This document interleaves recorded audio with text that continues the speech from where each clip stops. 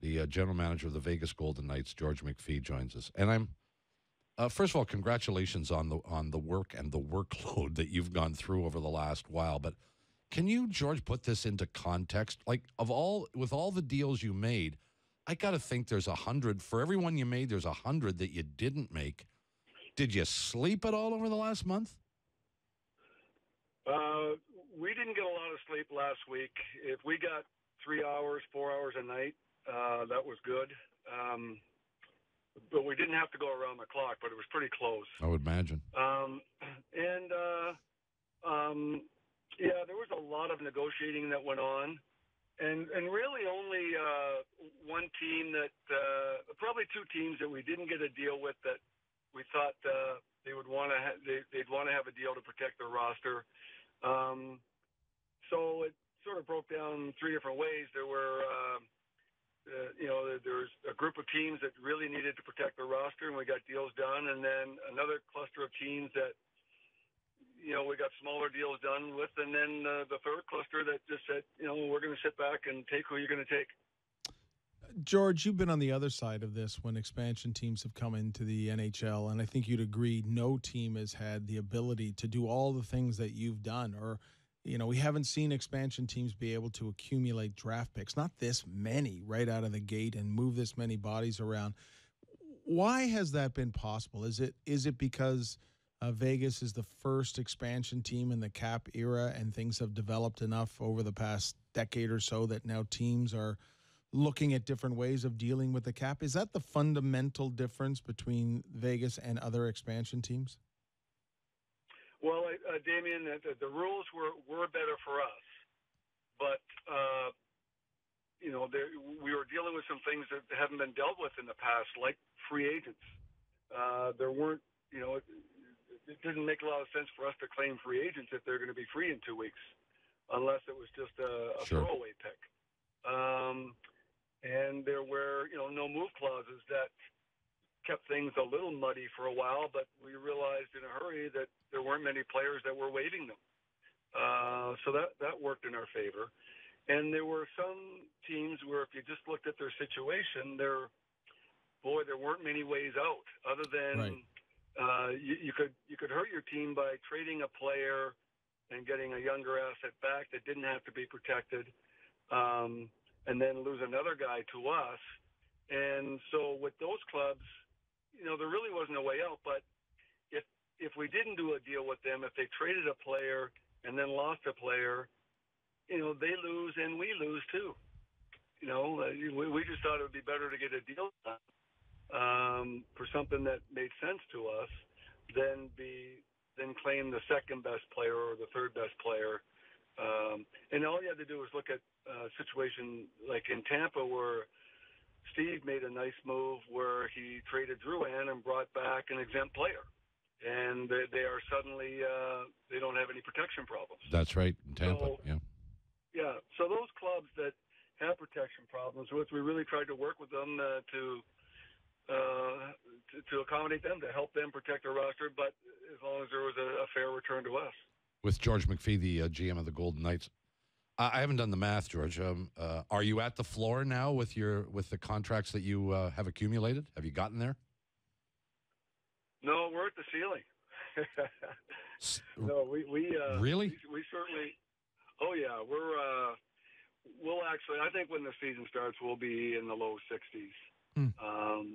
But it's not a problem piling up contracts and. No, that was never an issue in any mock draft we did. We blew by that $48 million threshold quickly. George, I've been watching you do your business for a long time in the NHL. You like to work quietly and behind the scenes. What was it like for you at the NHL Awards, being put on a stage beside your owner, all television lights, turn it into a big production as you selected your expansion team or your expansion draft selection? What was that like for you? That wasn't easy from the standpoint of we tried to do a walkthrough. We tried to get down for the rehearsal, but there was a lot going on, as you can imagine, players that we had to call that we had claimed and deals that were going on. And by the time that show started, I was, as you can imagine, just exhausted. And while I had a pretty good idea of what was going on, I didn't know what questions were coming. A couple times I had to get up and answer questions during the commercials in front of 20,000 people in the rink or whatever it was. And it was just a little disorienting for me. Just calling out the names was easy, but and we couldn't hear Catherine and Darren. We couldn't hear them. Everybody in the building could hear them, but we had to look right at them to try to read their lips to figure out what they were saying because we couldn't hear them from where we were. Wow. So, that's live TV. Things happen. And it went fine, I guess. And again, it's another thing that I haven't had time to reflect on. I haven't seen the show. I hope it went well. It sounded like it did. But you just sort of go from that right to the next thing. Like we ran out of there and jumped on a plane. Actually, we had a show with our fans right after that. A bunch of our fans stayed behind and we answered questions. Then we jumped on a plane, flew to Chicago, got in at 3, up at 6, and going again. And that's the way it's been. We got some sleep the last couple of nights, but boy, it feels like a hangover right now. I'm guessing you probably haven't had time to pay much attention to the local media in Las Vegas, but I'm wondering if you know anything about their reaction to the events of those 72 or so hours between the expansion draft and the entry draft. Do you think your city is accepting, understanding of where you're at and what you did? And do they understand the philosophy that you brought to this process? I think they do. I think I've read a few articles. I wasn't able to read all of them, but I think the writers, the beat writer here is really good, and one of the columnists here is really good, and he has really captured what has transpired here. And the one I read yesterday or the day before was really excellent. He interviewed a bunch of the kids that we drafted. Right. And what really came through the article was how great these hockey players are, how great these young hockey players are, because when you talk to them about their game, every one of them says, well, I have to improve on this, I have to improve on that, and they're very humble. Different from some other sports where they talk about how they're just going to do this or they're going to rock this or they're going to do that. I think that really captured the essence of our sport. I was really happy that someone who's new to the sport actually caught that and wrote about it. And we have just had extraordinary coverage here, and not only in our market but nationally, as you know. The Vegas Golden Knights have got a lot of attention, and it's no kidding. It's been unbelievable how much attention this franchise has garnered, and it couldn't have gone better for us in that regard. And I just think we have a terrific following here now because we are a team that was born here and is going to be bred here, and the support's there. As the guy who drafted Alexander Ovechkin once upon a time, nobody knows better than you, and some other guys like Nicholas Backstrom, et cetera. Nobody knows better than you the need to, at some point, acquire one or more franchise players. And I think we know what we mean by that. You drafted a young man, Cody Glass, 6th overall. I'm sure you have high hopes for him. I don't think at this point in his development, it could change, that he would be defined as a franchise player. So when and how are you going to get one or two of those to drive this Vegas franchise? Just through the draft? Well, I would hope so. And time will tell whether we can pull that off through the draft. We've tried to accumulate a lot of picks to be able to hit on one of those. And sometimes, you get that guy in the second round, like a Shea Weber or people like that. Or a Braden Holtby that we got in the 4th round. So we'll do our best to do it through the draft. If there's another way to do it, at some point we'll have to try that as well. Because as we all know, those guys are the real difference makers, and if you can get those guys in the right positions, you can win. And so we've got our base now, and I thought we had a really good draft, and we've got a lot of picks going forward, and that's the plan, and I've got the fingers crossed that it'll work. I've I may be wrong on this assessment, but I'm intrigued by your thoughts about it. I believe there's been a philosophical change, although a subtle one, and maybe not a widespread one, about 18-year-olds and kids that come right out of the draft. And do you give them a shot at the NHL, or do you mandate that they either stay in junior or ultimately pay some sort of homage to professional hockey by playing in the American Hockey League for a period of time? And I thought, with rare exceptions, most general managers for a long period of time thought the slower process was the better process. I mean, there's exceptions to the rule, but and yet the last few years we've seen more and more 18-year-olds come right out of the junior, right out of the draft, and get a shot in the National Hockey League. Here in Toronto is a perfect example of a place where that has happened with 18 and 19-year-olds. I'm wondering if philosophically you have an approach to that. Not necessarily this year, but just in general, George. Yeah, well, it's interesting. It's a very good question, Bob, because I am in a lot of ways conflicted on that right now because, I've always believed in take your time, send them back to junior Yep. or college and let them develop because that will never ruin them. What does ruin them is if you put them in too early. Yep. So, that's what I'm comfortable with and we'll probably continue to go that way, but we've got a different generation of kids now. This millennial group is not patient. They don't believe in going up on every rung of the ladder that you have to hit every rung. They leapfrog things. They're better players than we've ever had. They're better informed. They have everything they need at their fingertips, either on their smartphone or laptop at home, to find out better ways to train, better ways to eat, better ways to mentally prepare. And that group is better prepared to play in the league than we've ever had. And so while I may really want to take our time and do this right, what I believe is right, it may not be right with some of these kids. Some of these kids may come in and show us that they're ready to go. At the other end of the spectrum, you drafted from the Ottawa Senators Mark Mathot, and in many other expansion situations, he would have been an ideal guy to become the first captain of your expansion team. That's what it's been like in the past.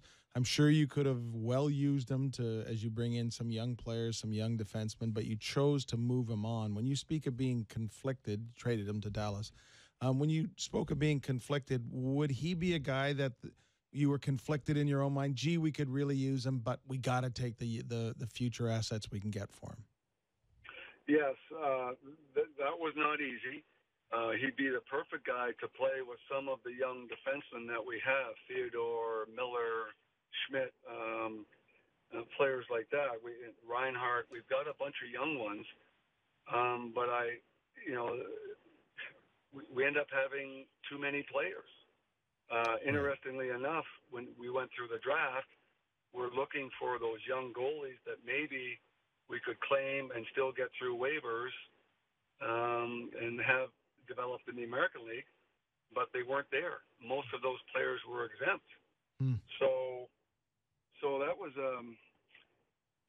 it's something that, we thought we'd be able to get 5 goalies and 2 at the NHL level and 3 working their way up in the minors, but that wasn't there to do. So we loaded up on defensemen, and we had to move some of them. And I had to, what was most important in my mind was to be able to play these young guys, again, Reinhardt and Miller and Schmidt and some of these young players, and see what they can do.